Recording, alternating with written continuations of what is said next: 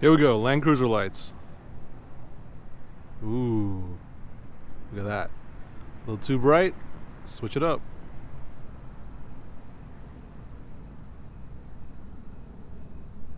Perfect. What's up YouTube? Welcome back to the channel. Today we are going to be installing these little lights onto the Land Cruiser. If you hate drilling holes and you love a clean install, then this video is the video for you. Now all the tools and the parts that I use in this video will be listed in the description down below, so make sure you go ahead and check that out. So first of all, you'll need your mounts. Secondly, you'll need your lights. So let me pop these guys open and see what it looks like. Okay, so this is the light itself. This is a KC C2 light, I guess. I like it because it's pretty small and I can hide it on the side of the roof rack without being too noticeable. And KC's been known for their quality stuff, so I should have no issues with this.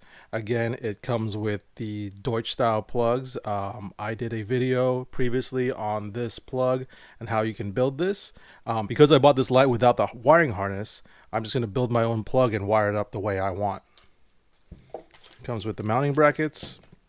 And then on this guy, this is the pack that doesn't require any type of drilling. If you have a rack that has any type of tube, like my Gobi rack, or I think the ARB ones have a tubes on the side, you might want to consider using these guys. Now the benefit of using this is you will not need to drill any types of holes, which is really nice. I do not like drilling holes in I try to avoid it as much as possible. But these guys, they have different sizes for sale. This size can accept tubes from 3/4 all the way up to 1.5 inch.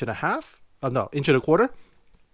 And basically how they change the size is obviously this guy moves, but you've got these little rubber inserts. Some are thicker than the others, like so. So if you have a 3/4 inch tube, you might want to use this guy. There's obviously another one for the other side. But if you have a bigger tube, you just want to use the little rubber seal right there, or this guy right there.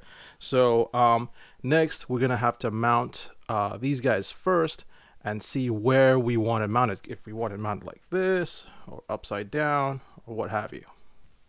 So I think I found a pretty good spot to mount the first of my side lights. I'm going to mount it right here. As you can see, I already have the Deutsch plug wired up. Now it's a matter of deciding if I wanted to mount it like this, underarm, or over. I think under would probably look best. Ideally I would want to mount it right here, but it might be too low, so the light wouldn't I actually want the light as high as possible so that the beam actually gets towards the ground. So let me put you guys down and see if I can get this mounted.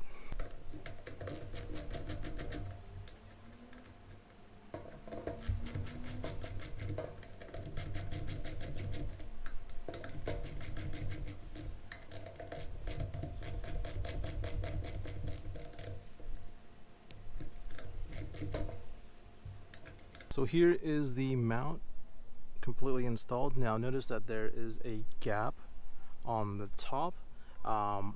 This is actually my second mount. The first one I tried to tighten the gap completely and I stripped one of these guys because these guys are aluminum. They strip pretty easily, so just be careful. If you're using 1-inch tube like I am, there is supposed to be a gap. If you're using the smaller tubing, I guess that's how the gap closes up. But so far it looks pretty sturdy. The rubber adds a good shock absorber for it. Now I can mount up the light. So now that we have our clamp onto the bar, next we're going to put on the mount for the light. Now this is the mount. Notice the bolt is one of those. I forget what these things are called. If you know, let me know in the comments down below. But it has a little square that fits perfectly into the mount square. That way you don't have to hold it with a wrench as you tighten. And then of course you've got the washer and the lock nut. So let me put this camera down and see if I can get it all installed. So right here I have the mount tightened up already. A quick tip to hold the mount steady. Just put a screwdriver through there while you're tightening the nut on the bottom. So next up we've got the light, and the mount is on the bottom side, corresponds with the logo on the front, and it kind of just goes in like that, and then the bolt goes through. So let me try to install this. So there we go, guys. That is the light finished and mounted. It's pretty sturdy. The little rubber inserts in the back do provide a little bit of shock protection, so that's kind of cool. The wires are hid as best as I can with some zip ties.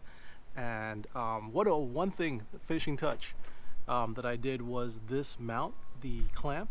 I actually had to angle it down a little bit more.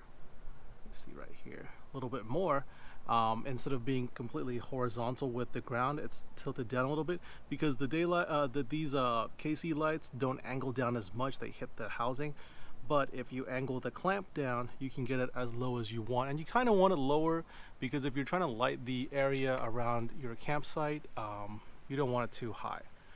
The finish on the clamp actually matches the roof rack really well. If you take a look, it's almost the same, so plus points for this clamp. So here they are at night. These guys are right now set in the lowest setting, and notice how the beam is really close to the Land Cruiser, exactly what you want for camping.